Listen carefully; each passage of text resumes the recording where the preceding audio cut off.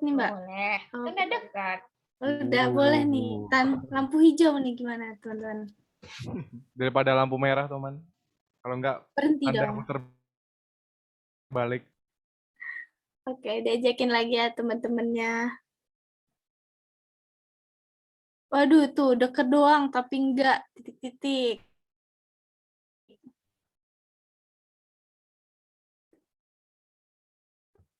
Yuk, on cam yuk teman-teman yang lain.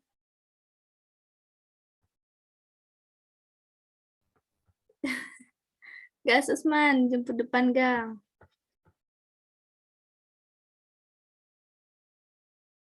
Oke. Yuk diajakin lagi ya teman-temannya yang udah hadir yuk on cam ya.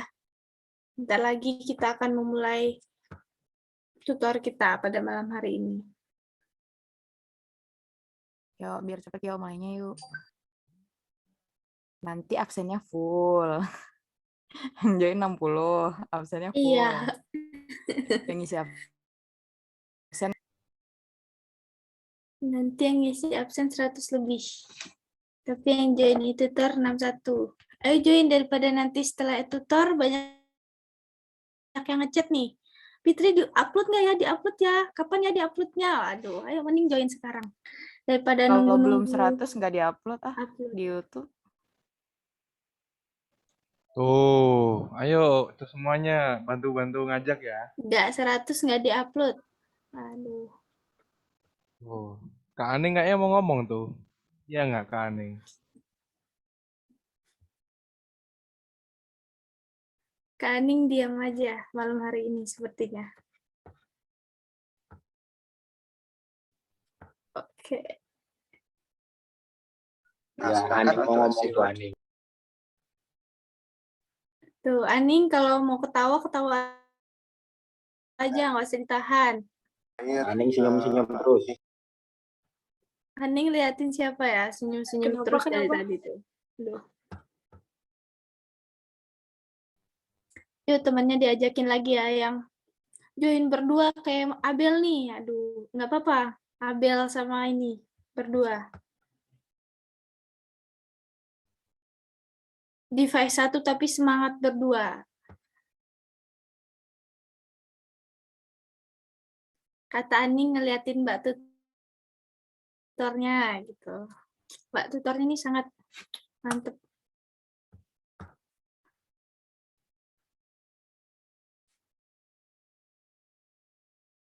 Tadi udah 63 loh yang join, ini turun lagi.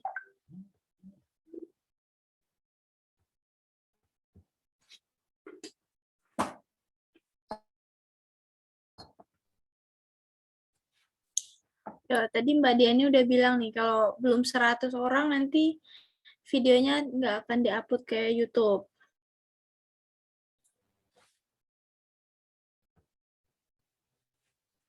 Diajakin lagi ya teman-temannya.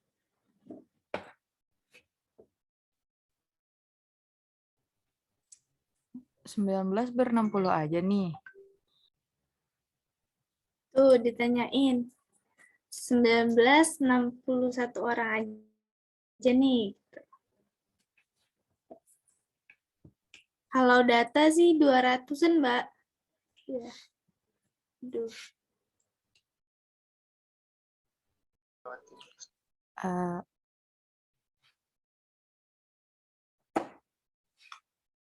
Berarti yang ber-60 aja nih yang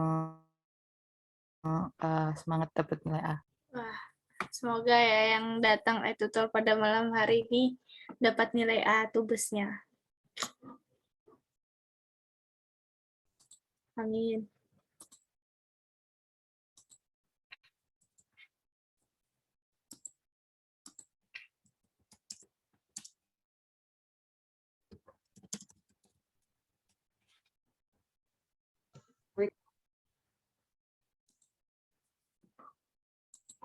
Oke.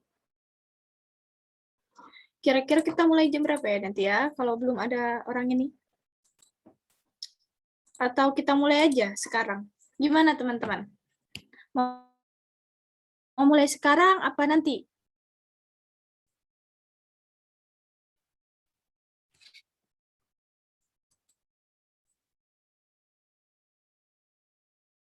Ayo, Bebas mau Mbak mulai Fitri, sekarang apa nanti? bebas. Oh, bebas. Oke. Daripada kemalaman, tapi aku pesan untuk teman-teman yang udah ada hadir pada malam hari ini, diajakin lagi ya teman-temannya untuk hadir. Nggak apa-apa nanti kalau misalnya lagi ada kegiatan, join aja nanti ya. Oke, pada malam hari ini kalian udah pasti tahu siapa tutor kita kan, yaitu Mbak Ernawati Putri Pamungkas. Mungkin halo Mbak Erna. Mungkin suaranya Mbak kok nggak kedengaran?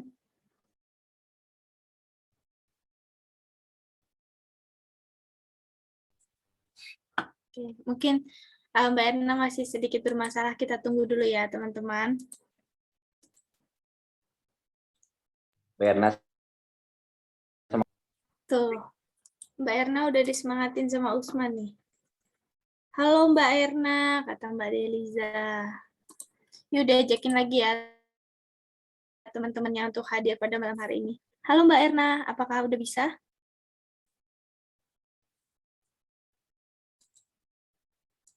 Oke, kita tunggu ya. Sembari itu kita harus yang udah ada di sini on cam dong, biar bisa dilihat nih. Halo Mbak. Halo, udah masuk belum? Udah. Udah, Oke. mantap. Oke. Mbak Erna sehat Mbak? Alhamdulillah sehat. Oke, sudah siap nih Mbak untuk mengajari adik-adiknya. Insya Allah siap. Oke, baik buat teman-teman yang lain. Nanti kalau ada pertanyaan ataupun kesulitan terkait tugas pengolahan sampah ini, langsung ditanyain aja ya ke Mbak Erna. Pastinya nanti akan dijawab dengan tuntas. Semoga dengan adanya tutor ini bisa memudahkan kita dalam mengerjakan tugas besar pengolahan sampah. Oke, baik. Kita mulai saja. Waktu dan tempat saya persilakan kepada Mbak Erna.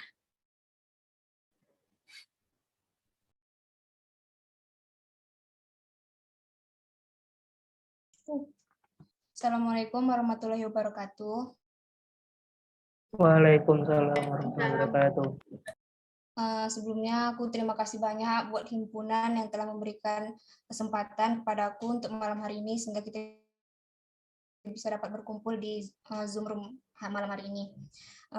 Di sini alhamdulillah aku diberikan amanah untuk menjelaskan mengenai tugas besar pengelola sampah kepada angkatan 2019. Sebelumnya perkenalkan, ya mungkin ada beberapa teman-teman yang udah pada kenal, tapi aku perkenalkan lagi diri aku. Perkenalkan, nama aku Ernawati Putri Pamungkas, kalian bisa panggil aku Erna, aku TL 18. Sebelumnya kita berdoa terlebih dahulu, dimulai dengan basmalah bersama-sama. Semoga berkah dan ilmunya bisa diterima kepada adik-adik semuanya. Nah, untuk pengelolaan sampah sendiri, aku udah ngeliat outline tugas kalian. Ada beberapa yang sama dengan outline tugas besar sebelumnya, tapi ada beberapa tambahan untuk tugas besar pada angkatan kalian. Nah, ini aku langsung share screen aja, Pak Fit. Mbak.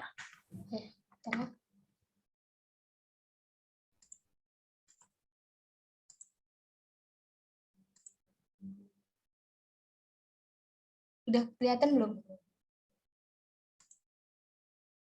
Udah. Aku langsung mulai aja ya.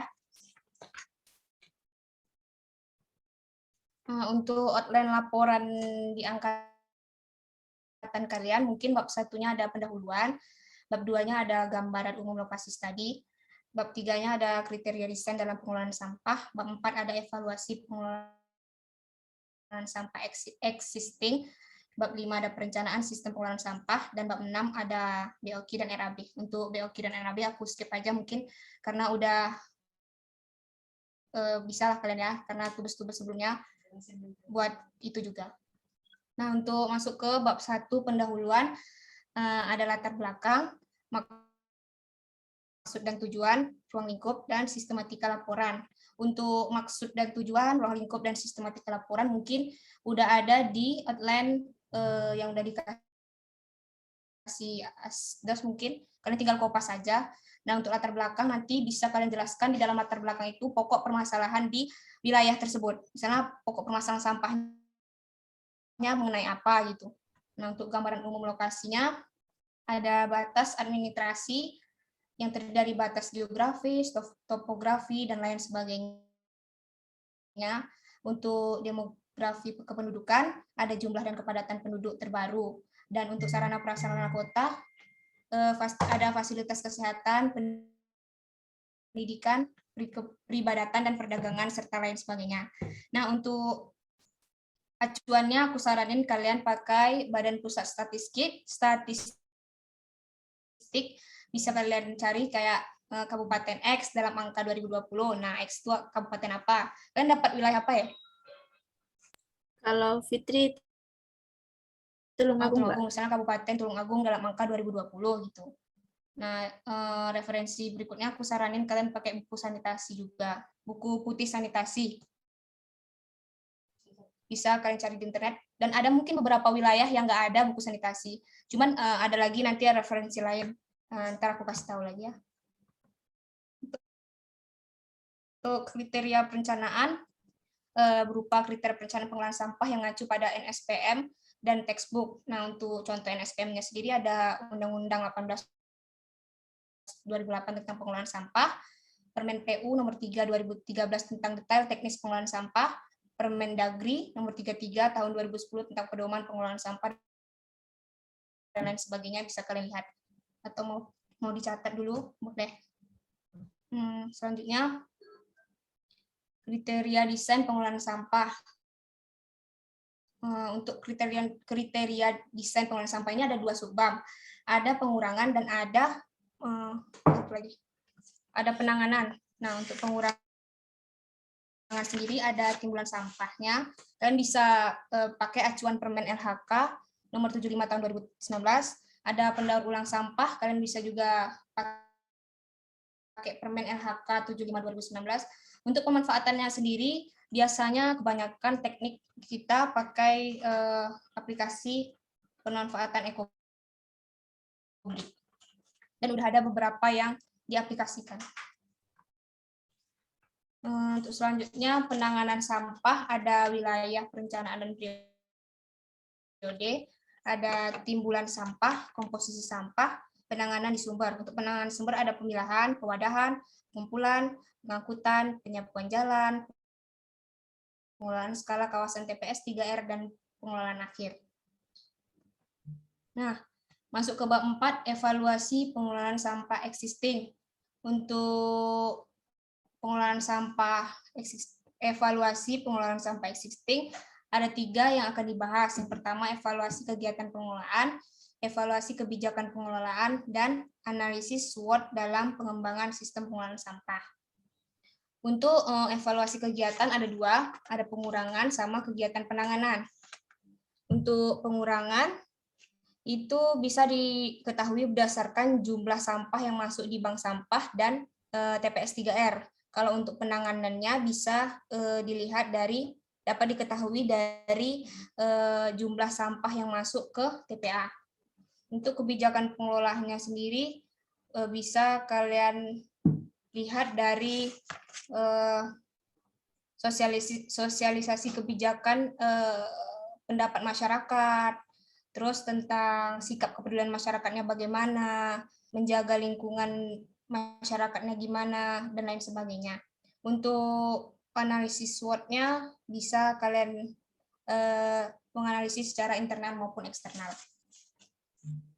Itu ada bisa kalian cari atau sebagai acuannya di buku putih sanitasi dan Permenpres nomor 97 tahun 2019 untuk evaluasi pengelolaan sampah. Nah, masuk ke bab 5, perencanaan sistem pengelolaan sampah. Untuk bab 5 yang akan dibahas, pertama, proyeksi timbulan sampah, tingkat pelayanan, pengelolaan sampah di sumber, perencanaan pengumpulan sampah, transfer station, perencanaan pengangkutan sampah, tempat pengelolaan sampah terpadu atau TPST, dan pengelolaan akhir atau TPA. Masuk ke proyeksi timbulan sampah. Apa saja sih faktornya? Yang pertama, jenis bangunan yang ada. Yang kedua, tingkat aktivitasnya bagaimana. Yang ketiga, jumlah dan kepadatan penduduk. Yang keempat, sosial, ekonomi, dan budaya. Dan kelima, kondisi geografis. Sampai sini ada yang mau bertanya nggak? Atau lanjut? Lanjut aja dulu, Mbak. Lanjut dulu. Nah, untuk besar timbulan sampah berdasarkan sumbernya, nah ini kalian bisa lihat di SNI 19389 dan 1995. Dan mungkin ada di outline tugas kalian juga nih, komponen sumber sampahnya, rumah permanen, per orang perharinya berapa, volumenya, beratnya berapa, rumah semi permanen, non permanen, kantor, toko, sekolah, jalan, pasar, dan lain sebagainya. Di outline tugas kalian ada kok, udah Mbak lihat. Nah, untuk besar timbulan sampah berdasarkan klarifikasi kota, untuk timbulan sampah kota sedangnya volumenya 2,75 sampai 3,25 liter per orang per hari, untuk beratnya 0,70 sampai 0,80 kg per orang per hari. Nah, untuk kota kecilnya 2,50 sampai 2,75 liter per orang per hari, untuk beratnya 0,625 sampai 0,70 kg per orang per hari. Sumbernya sendiri ada di bawahnya, standar spesifikasi timbulan sampah untuk kota kecil dan sedang di Indonesia. Departemen PU LPMB Bandung 1993. Nah, untuk tingkat pengelolaannya ada 3 jangkauan waktunya. Jangka pendek dalam waktu yang mendesak, jangka menengah dalam waktu 5 tahun yang akan datang, jangka panjang 13 sampai 18 tahun ke depan. Itu Mbak ambil sumber dari peraturan PPRI nomor 97 tahun 2017. Nah, untuk tingkat pelayanan, ini mungkin hampir sama dengan sewer drainase, sewer drainase kan? Nah, untuk sub area pelayanannya, penentuan sub area pelayanan melalui untuk disarankan dihitung proyeksi penduduk per kecamatan atau kecamatan yang dilayani dalam blok pelayanan. Nah, untuk proyeksi penduduk minimal 10 tahun ke belakang, dan untuk proyeksi penduduk maju biasanya juga 10 tahun ke belakang, tapi itu tergantung outline tugas kalian dan tergantung asisten dosen kalian gimana. Nah, untuk proyeksi maju, untuk proyeksi mundur, kita menggunakan 3 metode.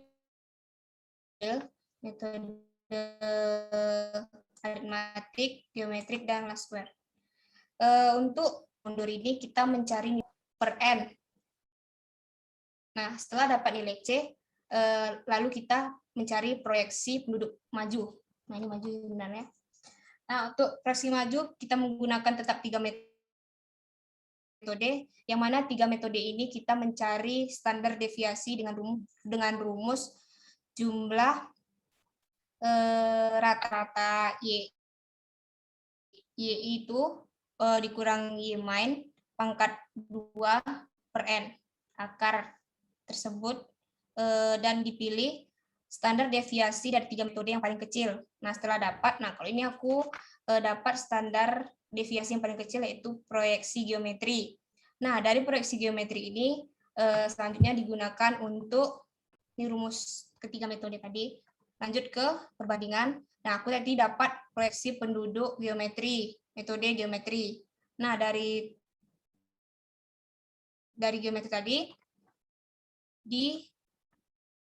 dicari untuk proyeksi penduduk maju dengan rumus PN sama dengan PO 1 ditambah R pangkat N. Nah, setelah kan nilai R belum tahu nih, kita cari dulu nilai R dengan rumus PN per PO pangkat 1 N dikurang 1. Setelah dapat, lalu mencari sub area pelayanannya.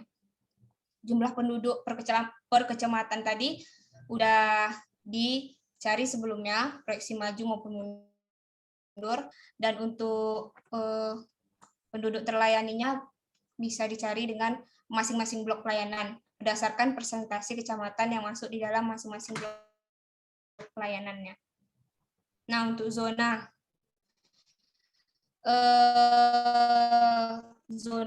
pelayanan ini biasanya menggunakan zona pertama itu dengan melihat kepadatan penduduk dan dia bukan perkotaan. Bukan. Terus biasanya digunakan dalam jangka waktu panjang dan di sini yang di dalam warna biru. Nah, untuk zona yang kedua yaitu dilihat dari kepadatan penduduk yang tinggi dan bukan urban serta dalam jangka waktu menengah. Ini disimbolkan dengan warna kuning.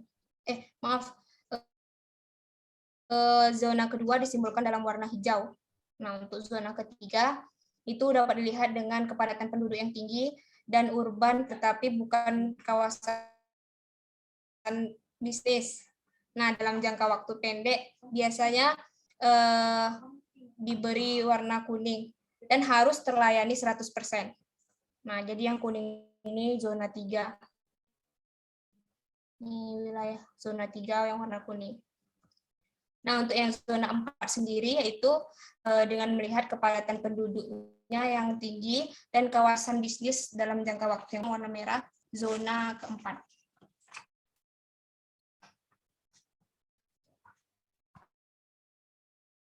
Selanjutnya zona prioritas. Bagaimana cara menentukan zona prioritas sendiri? Untuk yang warna pink ini aku sebagai zona block existing dan yang hijau ini aku pakai untuk zona perencanaan. Untuk zona prioritas yang perencanaan yang aku gunakan. Nah, itu bisa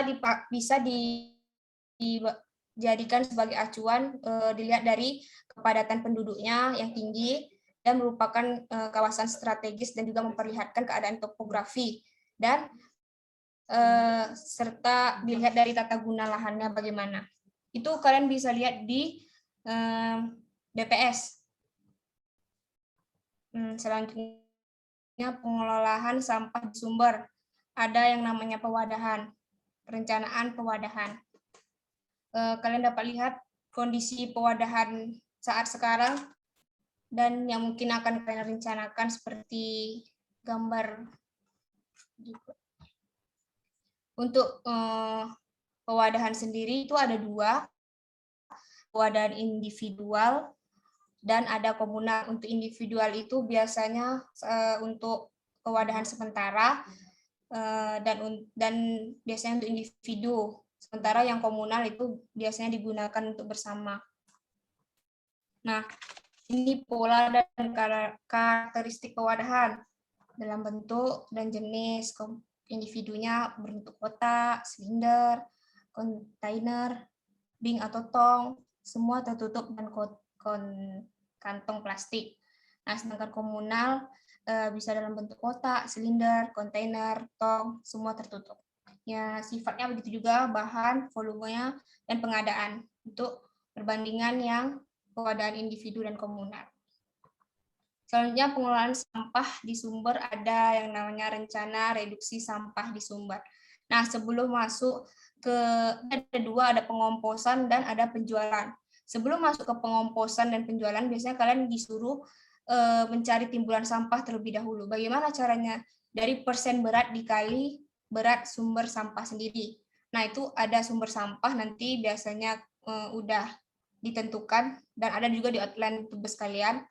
Untuk persentase berat juga udah ada di recovery-nya. Nah, rumah permanen, semi permanen, non permanen, kantor, toko, sekolah, jalan, pasar, dan lain-lainnya itu biasanya ditentukan oleh asisten dosennya masing-masing. Nah, bentukan timbulan sampah ya kira-kira seperti gambar yang ini. Lanjut masuk ke pengomposan. Dalam pengomposan ini ada pengomposan sederhana, cuman aku pakai 2 model Paret dan model Takakura. Kalau aku kemarin masuk ke model Takakura.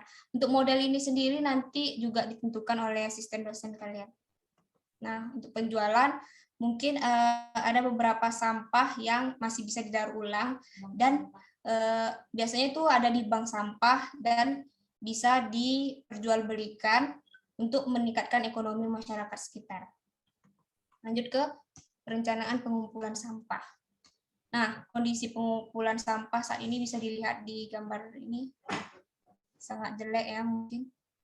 Nah, untuk pengumpulannya ada dua, ada individu dan ada komunal. Individu sendiri juga ada dua, ada yang langsung, ada yang tidak langsung. Untuk yang langsung itu pengumpulan dari rumah ke rumah diangkat lalu menuju ke TPA tanpa melalui pemindahan. Ini dapat dilihat dari rumah ke rumah, lalu kalian langsung menuju ke TPA, bukan di TPS, dan tidak melakukan pemindahan. Nah, sementara untuk yang individu tidak langsung, dari rumah ke rumah, dia melalui pemindahan dulu di TPS. TPS nih. Lalu diangkat ke TPA, menuju ke TPA. Nah, untuk pengumpulan dan pengangkutan yang komunal langsung juga hampir sama. Cuman kalau komunal dia tadi untuk bersama. Jadi dari titik dari beberapa rumah dijadikan satu titik sampah, pengumpulannya dijadikan satu, lalu dari pengumpulan tersebut diangkut langsung menuju ke TPA tanpa melalui pemindahan juga. Sama, dan komunal tidak langsung dari beberapa rumah menuju ke melakukan pemindahan dulu di TPS, baru menuju ke TPA. Nah, masuk ke transfer station. Ada dua, TPS 3R dan TPS. Apa saja yang akan direncanakan di TPS 3R? Yang pertama, area pemilahan sampah plastik. Yang kedua, area pemilahan sampah anorganik. Yang ketiga, area pencacahan. Dan yang keempat, area pematangan. Nah, ini mungkin desain TPS 3R tugas kami tahun 2019, kurang lebih begini. Nah, untuk area tadi ada area anorganik, pembongkaran anorganik, pembongkaran organik, terus pematangan kompos, dan pencacahan. Area yang akan kalian desain. Nah, ada ruang A, ada ruang B, ruang C, ada apa itu? Ada kertas dan kain, plastik dan karet, kaca dan logam, dimasukkan. Untuk ukuran per areanya ini ntar kalian cari berdasarkan timbulan sampahnya sendiri. Nanti makanya tadi sebelumnya dicari areanya dan bisa mendesain TPS 3R. Untuk TPS 3R metodenya ada open window, bata berongga, takakura susun, komposter drum, BSF, margot. Nah, ini juga ditentukan oleh asisten dosen kalian. Yang wajib ada itu di dalam TPS 3R, yaitu pemilahan sampah. Itu wajib ada di TPS 3R. Nah, masuk ke TPS. Kalau TPS sendiri ini berdasarkan kalian menentukan titiknya itu bisa berdasarkan jarak dan timbulan sampah yang dihasilkan oleh setiap TPS-nya dan tidak mengganggu existing ataupun estetika dari wilayah tersebut, dan sebisa mungkin dekat oleh titik sampahnya kalau TPS, titik sumber sampah. Nah, jadi ini sumber sampah, nah ini TPS-nya. Sebisa mungkin di dekat jaraknya.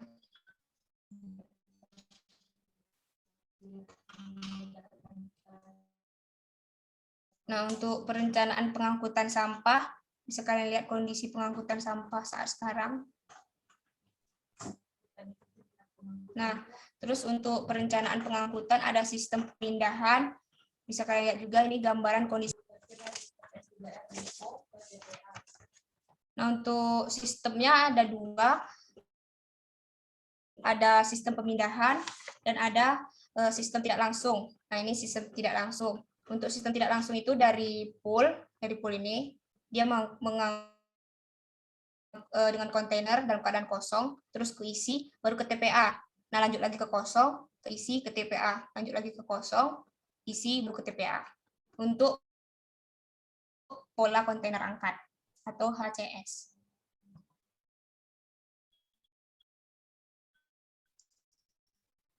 Untuk sistem kontainer sendiri, dari kontainer ini yang ada isinya, terus dikosongkan, diisi lagi, terus dikosongkan lagi. Angkutan biasanya kita lihat truk gitulah, truk kontainer. Ada yang bisa dipindahkan, ada yang tetap stay ya, salah. Nah, ini merupakan alur dari TPST, yang mana dari truk sampah tadi dia ada dalam bentuk sampah organik dan ada air sampah dari truk. Untuk sampah organik tadi masuk ke dalam mesin pres melalui ban perjalan, terus di insinerator dalam suhu 900 sampai 1200 derajat Celcius. Nah, menghasilkan partikel padat dan partikel ringan. Untuk partikel ringan nanti di siklon, lalu ke skuber cairan netralisasi gas, lalu menghasilkan uap dan gas buang yang sudah dinetralkan. Dan untuk endapannya sendiri menghasilkan puffing block. Untuk cairannya, untuk air sampah dari truk tadi masuk ke bak penampung, lalu dipompa dan menuju ke bak penampung. Selanjutnya masuk ke tangki aerob. Tangki aerob difilter menuju menghasilkan partikel padat dan menghasilkan pupuk. Untuk partikel padat, untuk partikel cairnya dimasukkan ke tangki aerob dan ditambahkan oksigen serta air bersih untuk kebutuhan pabrik selanjutnya. Nah, untuk tempat pengolahan terpadu jadi juga yang harus ada itu pemilahan, peranjangan, dan pemadatan. Untuk metodenya itu ada insinerasi, pirolisis, aerobik digester, hidrotermal, dan RDF. Untuk metode juga sudah ditentukan sama asisten dosen. Untuk pengolahan akhir atau TPA, di sini ada sanitasi landfill. Ini bentukan sanitasi landfill. Nah, unit pengolahan di TPA itu ada unit pengolahan lindi, yang mana pengolahan lindi sederhana disarankan untuk landfill TPA kota kecil sampai kota besar. Biasanya disarankan untuk sistem kolam di Indonesia. Nah, untuk perencanaan kolam itu mengikuti syarat desain untuk kolam pengolahan lindi. Nah, kalau desain Tubuhku kemarin lindinya seperti ini. Jadi ini kolam aerobik, kolam fakultatif, dan kolam anaerobik dan fakultatif.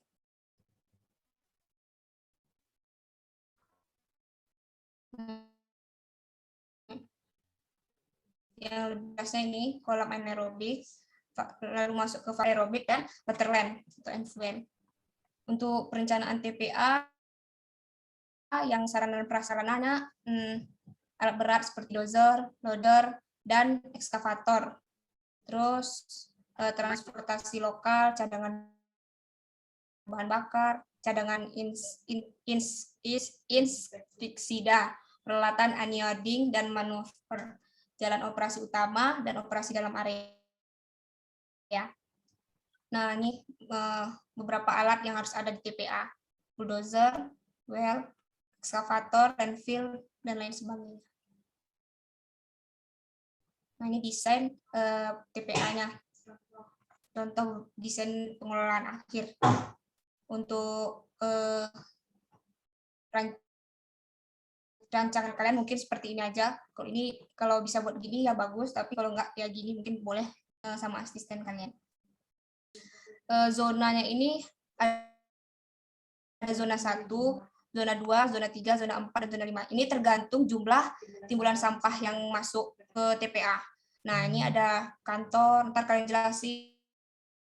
Ada kantor, ada tempat parkir, ada parkir kendaraan, perlengkapan operasional lainnya, gudang, pos jaga, dan lain sebagainya. Untuk luasannya sendiri, kalian bisa sama seperti TPS tadi, dari timbulan sampahnya. Nah, untuk berorki dan AB, aku skip. Ada sedikit dari aku. Menjadi bagian dari perubahan sesederhana mengelola sampahmu sendiri. Mungkin cukup sekian. Bingung bisa ditanyakan.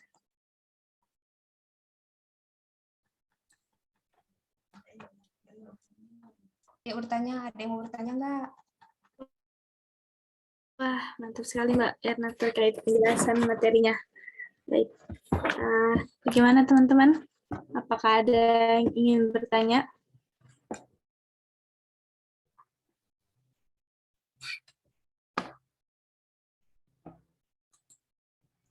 Ada yang mau bertanya nggak? Tadi katanya aku dengar-dengar kalian ada tugas. Ya, langsung ditanyain aja teman-teman Ya, terkait.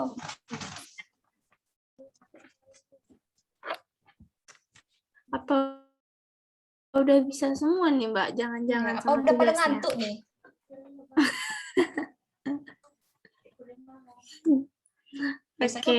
Biasanya kuliah malam semangat.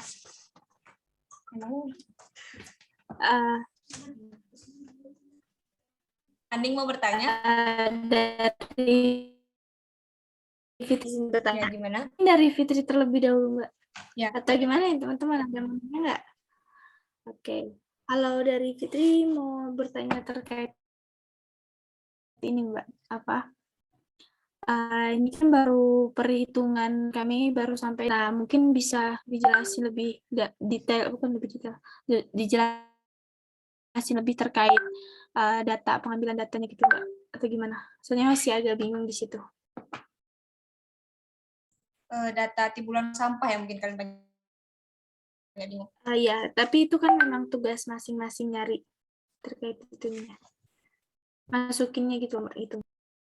Masukin data timbulan sampah.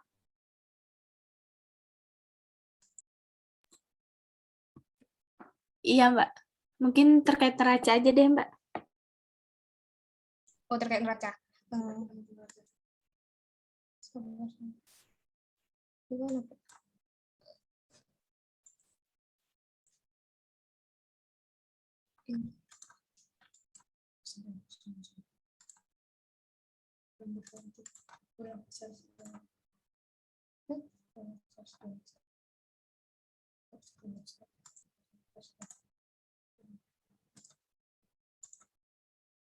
Udah kelihatan belum?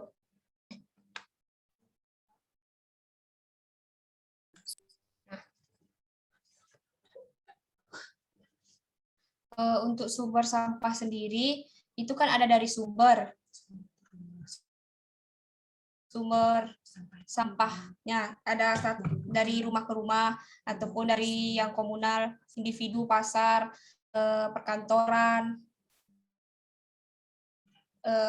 apalagi tadi, itulah pokoknya. Dari sumbernya pokoknya dapat 100% nih. Nah, terus dibagi 3, ada organik, ada anorganik, dan B3. Gimana sih dapat persenan yang organik ini kok bisa 71,8% gitu. Nah, dari sumber sampah ini kan tadi ada yang misalnya organik, sisa makanan kalau ditebus kalian, sisa makanan, terus ada kaca, ada logam, ada kayu ranting, ada kertas. Nah, itu dikelompokkan, sisa makanan berarti masuk ke organik. Berapa persen? Kalau nggak salah kalian itu ada rentangnya 60 sampai 80 kalau nggak salah ya. Nah, itu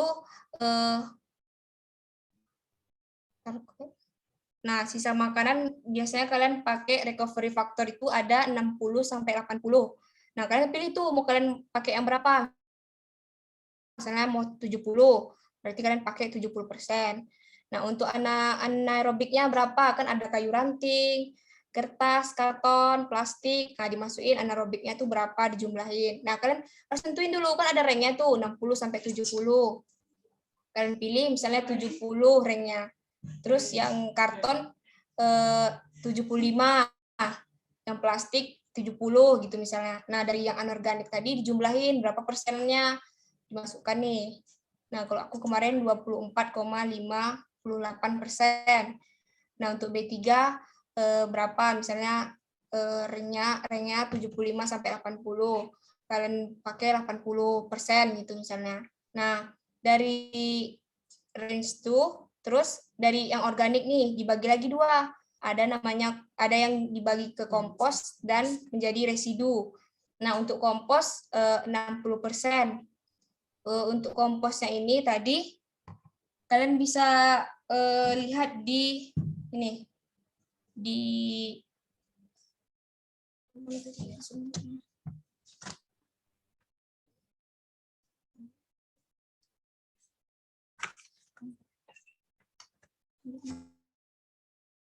Nah, kalau yang untuk kompos residu itu bisa kalian lihat di SIPSN, Sistem Informasi Kepengelolaan Sampah Nasional. Coba aku lihatin ya.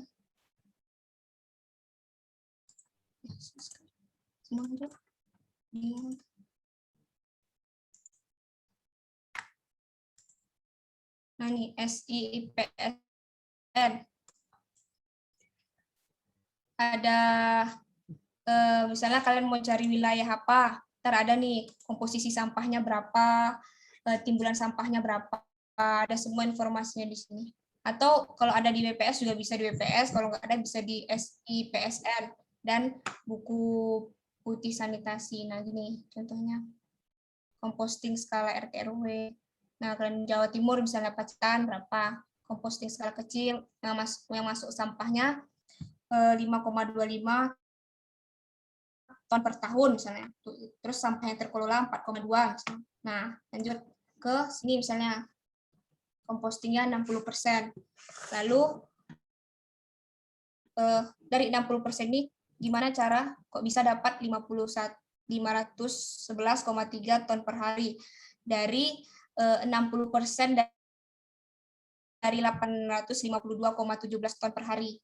852,17 ton per hari itu 60%-nya berapa? Nah, dapatlah 511,3 ton per hari. Nah, kan tadi kompos 60% nih. Nah, berarti sisanya ke residu 40%. Yang mana residu 40% ini sama halnya dengan kompos tadi. 40% dari 852,17 ton per hari dapatlah 340,87 ton per hari atau sisa dari kompos tadi bisa juga. Nah, dari residu masuk ke TPS 3R. Di TPS 3R terjadi lagi pengomposan dan residu. Nah, untuk pengomposan tetap 60 dan residu tetap 40%. Nah, terus 60 tadi sama halnya sama yang di atas. 60% dari 340,87 ton per hari tadi berapa? Dapatlah 221,57 ton per hari. Nah, untuk residu juga sama seperti itu. Dari residu tadi masuk ke TPA. Itu untuk organik. Untuk anorganik juga sama seperti itu, tapi ada sumbernya kan kayak kertas, plastik, logam, kaca, karet, kain. Nah, itu juga persenannya bisa kalian lihat di SIPSN. Kalau kami kemarin ada sudah ditetapkan sama asisten dosennya. Mungkin kalau kalian belum ada bisa dicari di situ. Itu masing-masing wilayahnya berbeda-beda. Nah, untuk reduksi di sumbernya juga sama seperti itu, 80%, 50%, 90, 80, 10% dan 10%. Mungkin bentar ya.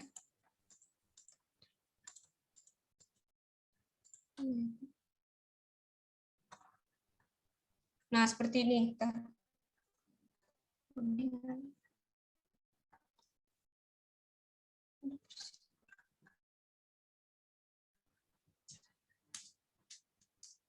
Bentar jadinya.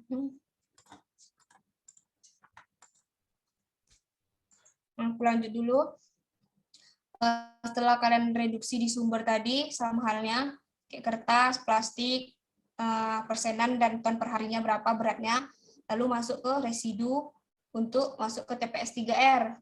Sama halnya seperti kertas, plastik, logam, terus kaca, karpet, dan kain. Lalu masuk ke daur ulang TPS 3R. Setelah residu, terus didaur ulang ke TPS 3R.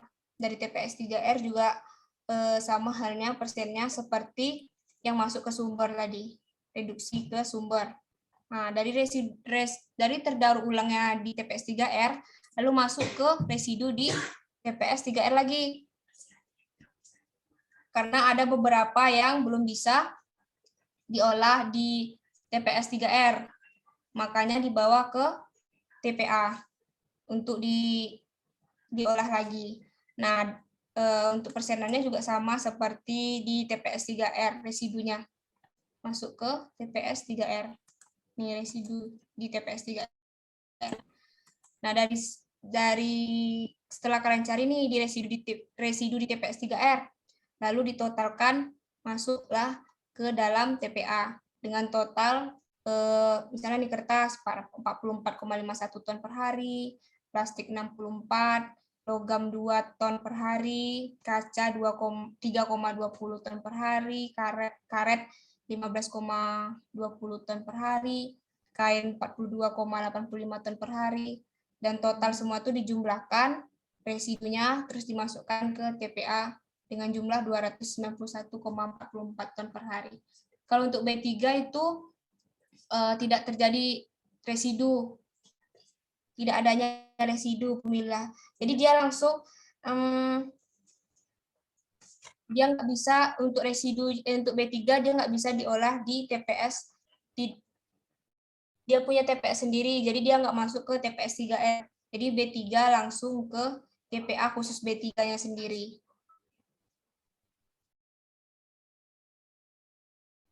Nih, B3-nya langsung ke TPA khusus B3-nya. Biasanya ini B3 pengangkutannya melalui pihak ketiga. Nih, 38%. Pokoknya jumlah organik, anorganik, dan B3 ini persenannya harus 100%. Nah, terus karena tidak ada dilakukannya residu, jadi langsung ke TPA-nya. TPA khusus B3. Nih, jadi langsung 45,10 ton per hari, tetap 45,10 ton per hari masuk ke TPA-nya. Oke, baik Mbak, sangat jelas sekali. Terima kasih banyak. Ada yang Oke, masih bingung? silakan lagi untuk teman-teman yang lain dapat bertanya nih, yang masih bingung. Oke. Kalau nggak bisa ini silakan di chat aja, misalnya ada kendala jaringan. Boleh di chat. Ntar kalau bertanya katanya dapat nilai A, kata Pak Hijrah. Oke. Beneran, Mbak? Beneran Ya, nih, beneran. silakan Usman. Mau bertanya? Apakah Usman mau bertanya? Usman mau bertanya? Belum, Mbak, nanti. Oh, belum. Oke. Udah jelas? Udah paham? Nah, sepertinya ini Mbak ada yang bertanya private chat ke Fitri nih. Ya, boleh. Oke, mungkin malu-malu langsung nih. Ini, minta tolong dong Mbak jelasin terkait gimana sih dari awal pengerjaan tubes pengolahan sampah ini gitu. Step by step-nya gitu, singkat aja. Soalnya mungkin sepertinya belum mulai nih. Ada yang belum mulai juga asistensi. Jadi belum ada gambaran. Nah, mungkin dari aku untuk pengolahan sampah ini nggak jauh beda sama drainase sewer. Kalian harus cari datanya dulu ya. Tadi aku sarankan kalian cari data penduduknya dulu di BPS. Kalau nggak ada di BPS, di buku sanitasi putih atau di referensi lainnya banyak tuh kok. Nah, di jurnal-jurnal juga boleh.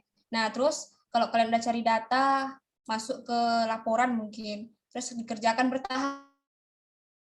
Yang udah dulu bab satunya dikerjain, kan itu gampang tuh latar belakang.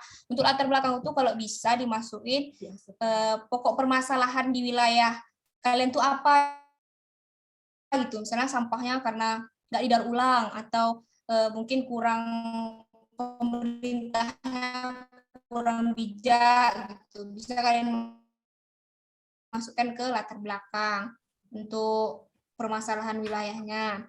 Terus bab 1 kan bisa kalian angsur tuh lanjut ke bab 2 gambaran. Tuh ada semuanya di PPS, ada tuh kok semuanya. Kalau nggak di buku sanitasi putih tadi yang aku saranin tuh referensinya. Nah, terus lanjut ke bab 3. Bab 3 tadi existing ya. Eva. Bentar. Kriteria perencanaan. Nah, untuk kriteria perencanaan mungkin kalian masih bingung di timbulan sampah, perhitungan kali gitu. Nah, untuk timbulan sampah itu sama, kalian udah dapat tadi penduduknya berapa. Terus cari data timbulannya, itu ada biasanya dikelompokkan rumah. Kalau yang organik nih, contohnya rumah permanen, semi permanen, terus non permanen. Nah, dari itu yang untuk organik. Kalau non organik mungkin ada kantor, pasar, jalan, dan lain sebagainya. Nah, contohnya misalnya untuk rumah permanen, itu dari jumlah penduduk yang kalian dapat tadi 20 tahun ke depan atau 10 tahun ke depan, terus dicari lagi jumlah persenannya. Nah, itu bisa biasanya ada yang udah dikasih sama dosen, atau mungkin kalian kalau nggak ada dikasih sama dosen, bisa dilihat di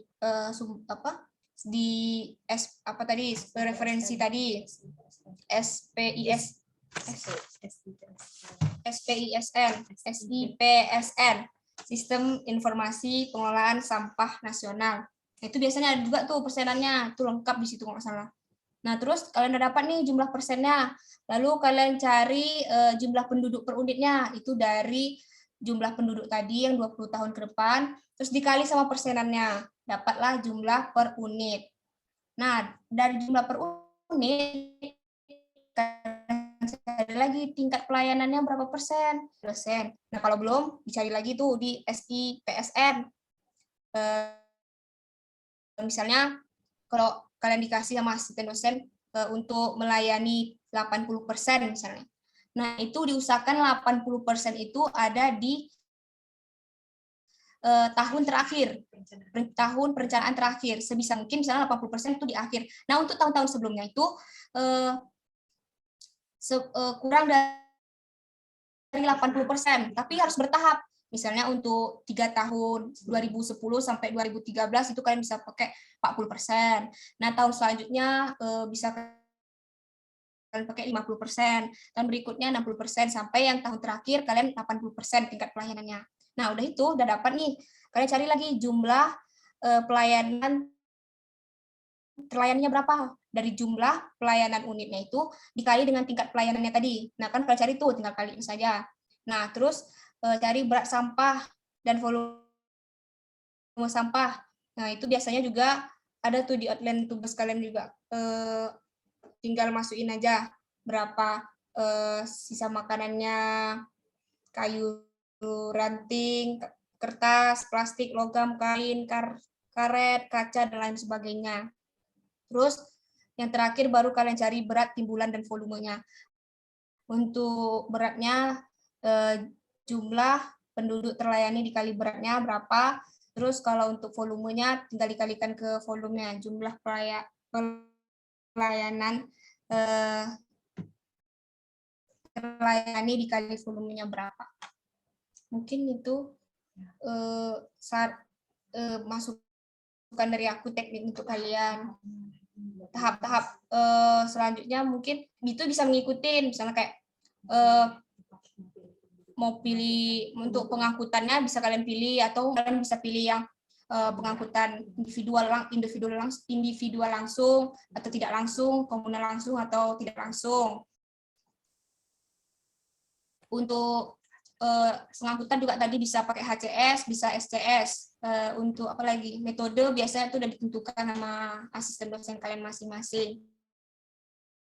Untuk perhitungan selanjutnya kayak komposisi sampah, terus timbulan sampah, pengangkutan sampah, itu tinggal ngikutin aja rumus-rumusnya yang sebelum-sebelumnya. Nah, tinggal kalian kaliin yang dengan rumus-rumus yang ada sebelumnya. Nih, ini tadi kan volumenya berapa, tinggal kalian ikutin. Akan ada range-nya nih, range-nya. Bisa kalian pilih tuh berapa. Kalian tinggal kaliin. Ini juga gitu. Mungkin itu saran dari aku. Nah, kalau ada yang masih bingung bisa ditanyakan lagi. Oke, baik. Mungkin ini ada pertanyaan lagi Mbak yang masuk ke Fitri, menyambung sama yang tadi terkait buku putih. Apakah kalau misalnya buku putihnya itu yang ada, yang paling baru adalah tahun 2012, apakah diperbolehkan buat dipakai nggak ya gitu? Oh boleh. Pokoknya kalau bisa tahun terakhir. Tapi kalau nggak bisa, yang ada aja boleh kok. Misalnya tahun 2010 yang ada boleh, tahun 2012 boleh. Tapi kalau ada tahun yang terbaru. Kalau bisa tahun yang terbaru. Kalau nggak bisa boleh tahun yang sebelumnya. Oke, baik. Bagaimana teman-teman? Silahkan tuh. Apakah ada pertanyaan lagi? Ada yang mau bertanya lagi nggak? Silakan di room chat jika masih malu nih.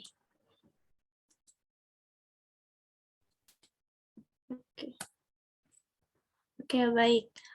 Di kolom chat aku udah ngirimin terkait presensi ya teman-teman. Jadi sembari memikirkan pertanyaan bisa diisi juga terkait presensinya ya.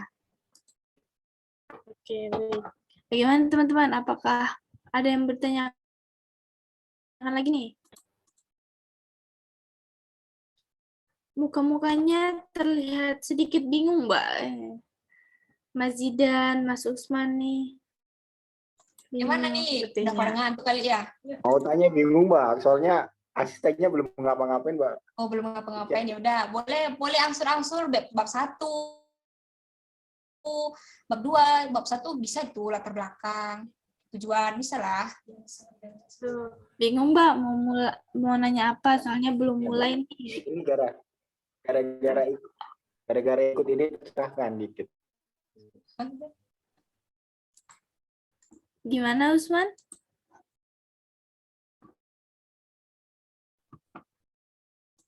Oke.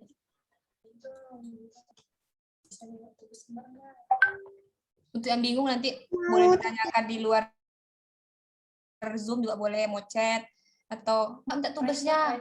Nah, bisa kalian minta sama tubes kalian, abang mbaknya yang kalian kenal. Pak mau privat misalnya, boleh sama abang mbaknya yang udah kenal gitu. Misalnya sama abang mbak yang udah kenal, Mbak mau privat gitu. Bilangin aja mau kok tuh abang mbaknya bantu. Mbak Deliza mungkin bisa bantu, Mbak Diani, Mbak Wardah, abang Lalu bisa, Mas Lalu bisa bantu tuh. Itu Mbak tadi teman kita Isabel mau bertanya. Silakan Ya, Isabel. Ya, Mbak mau tanya, kalau buat cari data penduduk itu cuman di BPS aja atau gimana? Soalnya aku kan udah cari kayak dari BPS, dari buku yang kabupaten dalam angka bla bla bla gitu. Itu tuh nggak ada yang datanya kayak meyakinkan. Ya deh sih, maksudnya tapi kayak bingung gitu. Misalnya dari Kabupaten Pacitan dalam angka 2019, tapi itu dalamnya tuh 2018 gitu. Terus cari lagi itu ada yang di jurnal, tapi angkanya beda-beda gitu loh. Gimana tuh? Nah, untuk datanya itu emang beda-beda, cuman kalau kalian mau lebih pasti, biasanya tuh di BPS itu lebih pasti. Kalau kalian rancu, boleh kalian pakai referensi lain, kayak jurnal. Tapi satu patokan, misalnya jurnal itu penduduknya yang itu. Ntar kalian pakai yang itu, jurnalnya.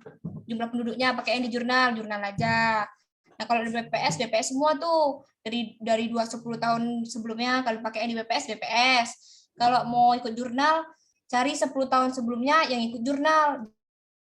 Jangan 10 tahun ini jurnal, 10 tahun ini BPS. Asalkan nanti kalian tulis aja situ referensinya dari mana gitu, BPS sumbernya gitu, atau dari jurnal. Gitu, Isabel. Iya Mbak, udah cari yang di BPS kan, itu tuh Hah? adanya tuh kayak cuman Kabupaten Pacitan tahun 2020, 19, 18, bla bla bla gitu kan. Tapi buat yang tiap kecamatannya itu nggak ada gitu. Oh, kalau di buku sanitasi putih ada nggak?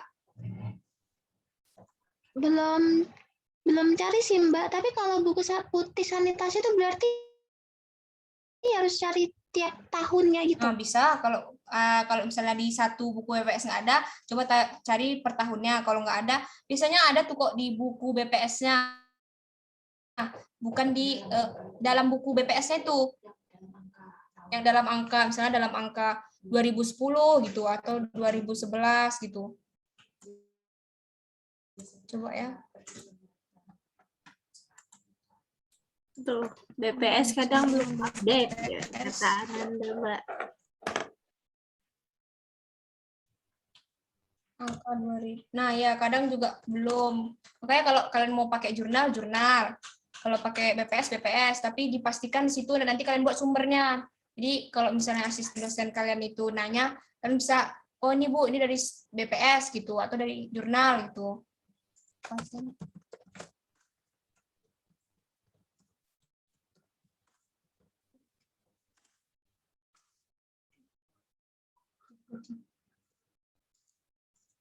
Nih, Kabupaten Sragen dalam angka 2020 misalnya.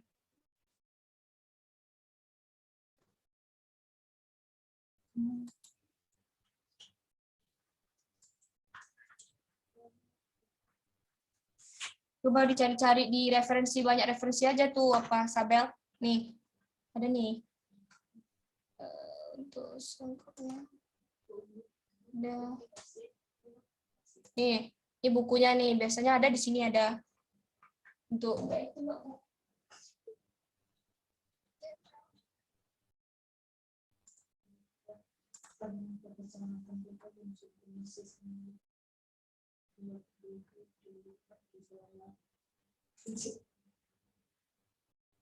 nah nih, ini ada nih biasanya nih. Nah gini Isabel, cari aja di bawah-bawahnya ada tuh pasti. Kalau nggak ada, ya mungkin ada beberapa wilayah atau kecamatan yang nggak ada di BPS. Cuman kalau bisa dicari lagi di jurnal atau di sumber lain. Banyak kok sumbernya. Referensi juga yang lain, bisa bantu-bantu boleh. Nih. Kira-kira begini. Oh iya, aku mau ini ya, ini mau ngomong bentar. Kan Isabel dapat Pacitan ya. Nah, kemarin Mbak waktu tugas tugas yang semester 6 kemarin dapat Pacitan. Kebetulan emang data untuk Kabupaten Pacitan itu emang dikit gitu. Jadi cuma ngandelin buku dalam angka sama BPS. Kemarin Mbak dapat kok ininya per jumlah penduduknya itu. Jadi mungkin Isabel kelewat gitu. Kalau enggak nanti kalau susah itu nanti chat Mbak aja ya. Nah, mbak-mbaknya tuh mau bantu tuh. Yang lain jangan segan-segan minta bantu sama abang-mbaknya. Tuh, yang lain bisa ngajuin pertanyaan seperti Isabel kan, kesulitan ternyata dapat bantuan. Kan? Ya. Silakan teman-teman yang lain. Wah, dan info Blitar. Udah kayak ini aja info Blitar. Ada lagi? Silakan untuk teman-teman yang ingin bertanya. Biar dapat pencerahan, mana tahu masih bingung. Bisa dibantu.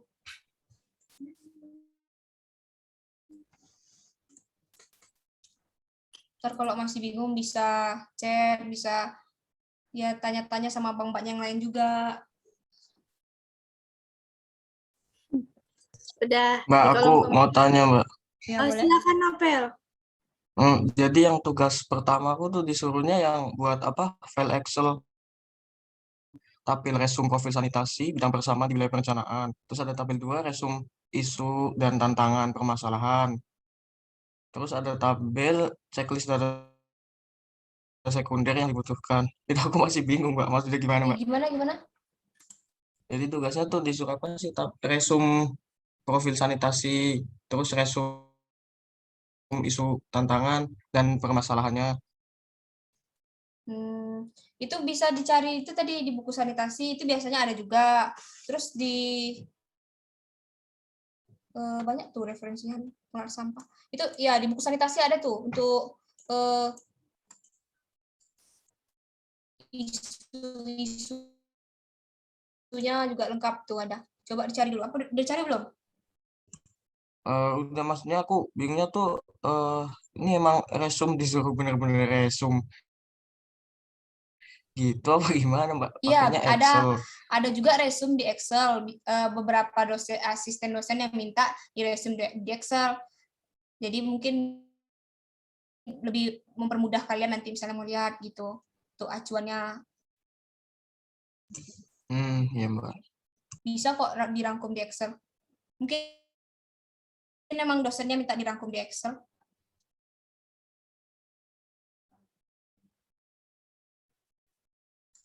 Oke, baik. Ternyata banyak nih, Mbak. Beda-beda apa tugasnya. Makasih, Mbak. Lagi?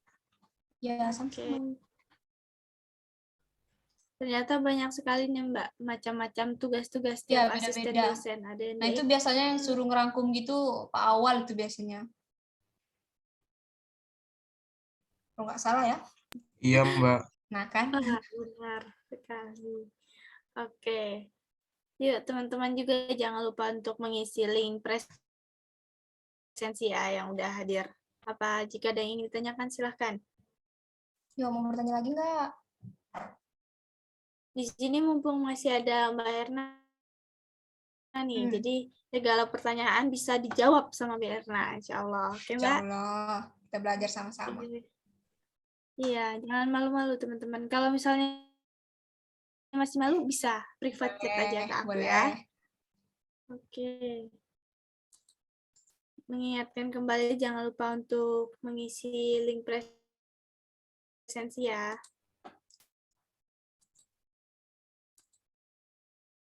Banyak yang masih bingung mungkin karena belum ada arahan dari asisten dosen kali ya kalian.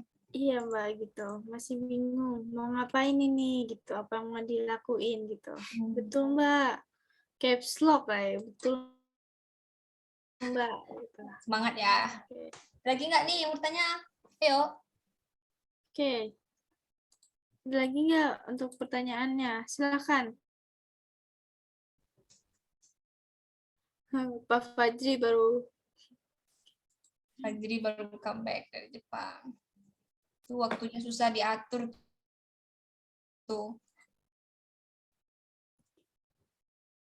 Ada lagi? Siapa yang mau bertanya? Boleh chat lewat Fitri.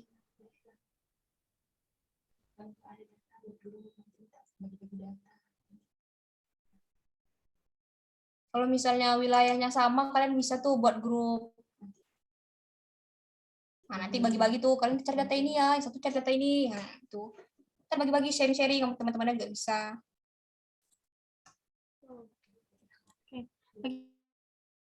Gimana teman-teman? Apakah masih ada yang ingin ditanyakan?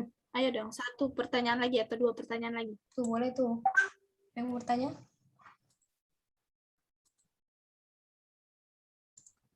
Ya, silakan. Siapa tahu ada yang dibingungin nih. Apa dari tugas-tugasnya gitu. Aku udah paham semua nih kayaknya. Ya, auto ini pengelolaan sampah kalian. Sepertinya udah pada paham semua nih, Mbak. Alhamdulillah kalau udah paham.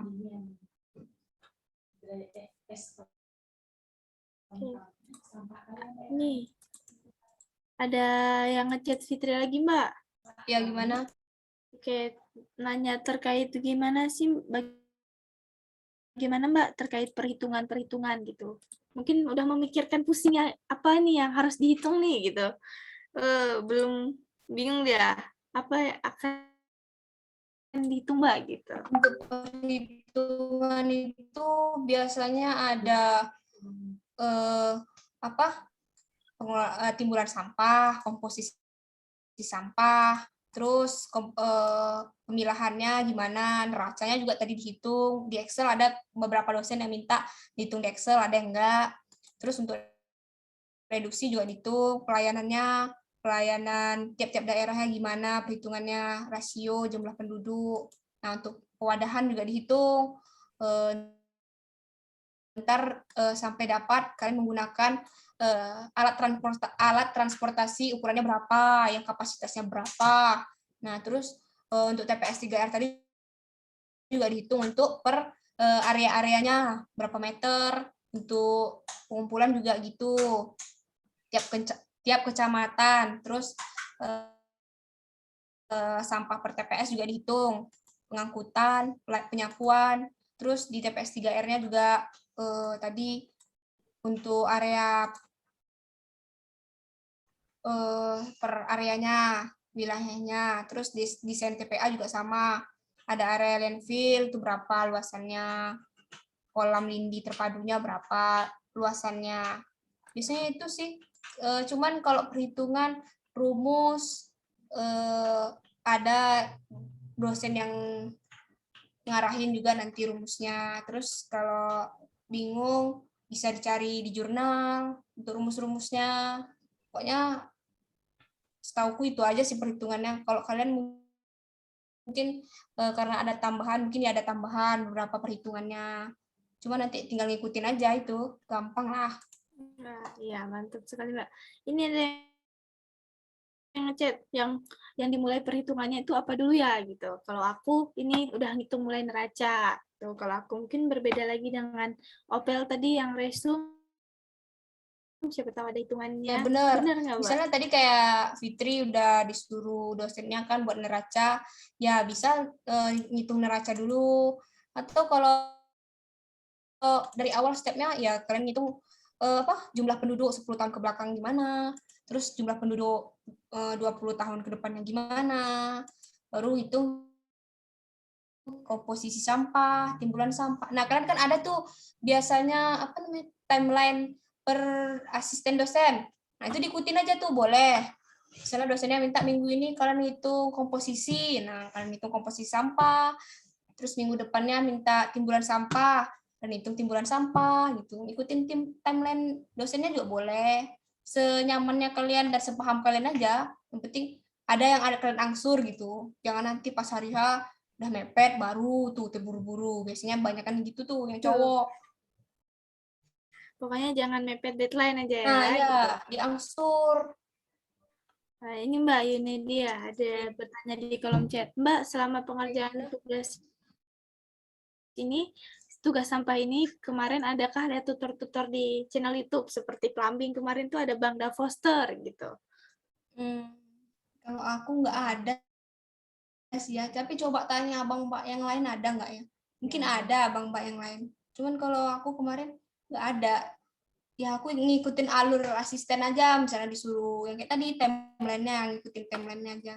Dan harus tuh, misalnya jangan disuruh Excel, disuruh PDF, laporan, disuruh sketsanya. Nah, itu dikerjakan, misalnya timeline-nya segitu, tanggal segitu, ya selesai tuh semuanya. Jangan diundur-undur, biar cepat selesai. Dan nggak repot ntar di akhir. Oke, baik, mungkin sudah terjawab ya ini dia. Silakan untuk teman-teman yang lain ingin bertanya. Ayo, ada lagi nggak nih yang mau Masih bertanya? ada Mbak Erna nih. Mungkin kalian Jadi bingung karena aku kecepatan yang jelasinnya. cukup jelas, Mbak. Untuk jalur biasa kalian buat di Kigis. Nah, aku nggak jelasin Kigis karena mungkin kalian kan di Siur Drenase kemarin udah dijelaskan kan Kigisnya. Jadi aku nggak jelasin lagi. Itu hampir sama kok. Tinggal peletakannya sesuaiin tadi ya syaratnya apa gitu. Untuk desainnya bisa kalian pakai AutoCAD, tetap menggunakan AutoCAD. Bisa lah itu kan plumbing kalian udah. Oke, ini ada lagi Mbak, masih bingung nih antara neraca sama diagram alir. Soalnya kan bentuknya sama tuh. Neraca sama diagram alir. Gitu. Bedanya di mana ya? Gitu. Masih membingungkan sama tugas pertama kita ini, Mbak. Mungkin teman-teman tanya. Kalau menurutku neraca itu dia ada persenannya tadi. Persenan ya udah ditetapkan tuh biasanya recovery-nya. Nah, terus ada timbulannya juga yang kayak berapa ton per hari. Nah, itu kalau neraca lebih detail dia dari TPS sumber ke TPS, TPS ke TPST, terus ke TPA. Nah, itu lebih jelas kalau neraca. Nah, kalau diagram itu mungkin secara umumnya aja, nggak ada yang timbulan sampah itu nggak dijelasin berapa. Persenannya juga mungkin hanya ya persen di awal gitu, misalnya sumber 1% gitu di awal doang, dan nggak secara rinci dari neraca sampah. Kalau menurutku Oke, gitu. mantap. Jadi berbeda ya, gitu, teman-teman semua. Baik, apakah ada pertanyaan lagi, teman-teman? Oh ya, jangan lupa untuk mengisi link presensi ya, yang sudah ada di kolom chat, sehingga nanti bisa dipercepat untuk diuploadnya tutor ini di YouTube. Jadi teman-teman bisa menonton kembali. Jika masih bingung, ditonton kembali. Gitu. Baik, apakah ada pertanyaan lagi? Satu pertanyaan terakhir deh. Ya Ini boleh. kalau chat nggak apa-apa. Yuk, semangat dong. Mbaknya masih wow. Usman tanya Usman. Tuh, Mbak. Ada yang mau bertanya lagi Mbak di kolom chat? Ya boleh, apa itu? Fitri, mau tanya dong bedanya TPS 3R sama TPST terpusat itu apa ya gitu. Nah, untuk TPS 3R itu tadi kan yang bisa kayak recycle, 3R, reduce, recycle, reuse. Nah, kalau untuk yang terpadu itu lebih detail, ada pengolahan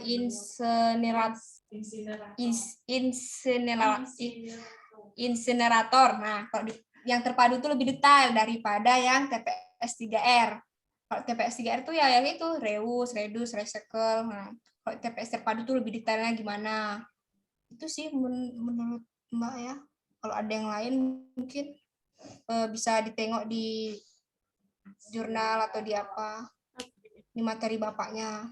Oke, baik. Dan juga kalau di TPS 3R itu biasanya dia diolah untuk menjadi sebuah produk atau menghasilkan suatu energi. Oke, baik. Itu bedanya. Jadi TPS 3R itu diolah lagi jadi produk ataupun energi seperti itu. Oke, kalau mungkin terpusatnya itu lebih ke residunya seperti itu. Cukup. Silakan teman-teman. Ayo, satu pertanyaan terakhir lagi nih. Satu. Gimana? Apakah ada pertanyaan lagi? Mumpung masih ada Mbak Erna nih. Silakan di chat juga tidak masalah. Oke, kita tunggu. Jangan lupa untuk mengisi link presensi ya, teman-teman.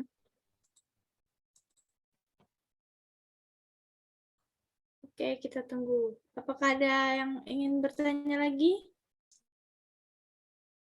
Ya, ada mau bertanya nggak? Ayo. Boleh kalau nanti mau bertanya sama teman-temannya juga boleh. Yang paham di-sharing ke teman-teman yang lain, diajarin. Boleh itu. Oke. Mungkin bagi teman-teman yang masih bingung juga ataupun belum jelas, bisa tuh. Kalau aku tuh kadang melihat, mungkin Didi tadi nanya kan, mau lihat channel-channel YouTube dari dosen kita Pak Hijah sudah menyediakan juga itu. Jadi di situ juga ada perhitungan terkait neraca. Memang baru diupload juga sih tadi. Bisa tuh teman-teman. Boleh dijadikan referensi. Ikuti. Oke. Ada lagi? Baik, sepertinya. Apakah ada lagi pertanyaan? Masih malu. Udah pada ngantuk nih, pada kayak Iya, semua ini. kayaknya udah pada apalagi off cam Ya. kan. Gimana Usman? Silakan. Nah, ya Osman. Bingung mau tanya apa Mbak kalau sekarang. Soalnya belum kayak Didi tadi belum ngapa-ngapain. Oke, masih bingung Mbak. Tanyanya Asistennya nanti ya Mbak. Boleh. Oh, udah di ini aja Mbaknya nanyanya nanti. Oke, baik. Jika sudah, mungkin karena sudah tidak ada pertanyaan dari kami, bisa dikasih nih Mbak kata-kata supportnya buat kami semua gitu. Motivasinya buat kami mengerjakan tugas pengelolaan sampah ini gitu. Buat kalian semua semangat. Jangan menyerah, kalian pasti bisa kok. Kalau kesusahan minta bantu sama abang mbaknya, pasti mbak abangnya mau bantuin. Dan teman-temannya kalau yang tahu bisa sama-sama sharing untuk bantu. Jaga kesehatan kalian, banyak-banyak baca referensi yang lain. Kalau bingung ya sama-sama belajar. Salah itu biasa, tapi jangan pernah menyerah. Kalian harus yakin kalian pasti bisa. Ini tahap yang harus kalian lalui dan kalian pasti bisa melewatinya kok. Semangat buat kalian semua. Terima kasih ya Mbak. Wah, sangat keren sekali. Salah itu biasa, yang penting jangan menyerah. Oke. Jangan menyerah walaupun tugas susah-susah, nggak apa-apa. Bisa kok kalian lewat. Oke, baik. Terima kasih banyak kepada Mbak Erna yang sudah mau membagikan ilmunya kepada kami terkait pengolahan sampah ini. Terima kasih juga kepada HMTL yang sudah menyediakan agenda e-tutor ini. Kemudian terima kasih juga kepada teman-teman semua yang udah hadir pada agenda malam hari ini. Semoga dipermudah dalam melaksanakan atau mengerjakan tugas besarnya. Jangan malu-malu untuk bertanya kepada Abang Mbah atau teman-temannya jika emang merasa kesulitan. Jadi kita bisa menyelesaikan tugas besar ini bersama-sama. Oke, baik. Untuk mengakhiri agenda pada malam hari ini, aku tutup. Wassalamualaikum warahmatullahi wabarakatuh. Jangan lupa untuk jaga kesehatan, karena kuliah pada semester ini cukup padat ya. Oke, aku tutup ya. Sehat-sehat selalu teman-teman. Terima kasih Fitri. Terima kasih Mbak Erna. Terima kasih. Sama-sama. Semuanya jangan lupa Semangat ya. Terima kasih, absen. Mbak. Mbak. Di Mbak. Semangat. Semangat semuanya. Semangat. Jangan lupa absennya. Oh. Pacitan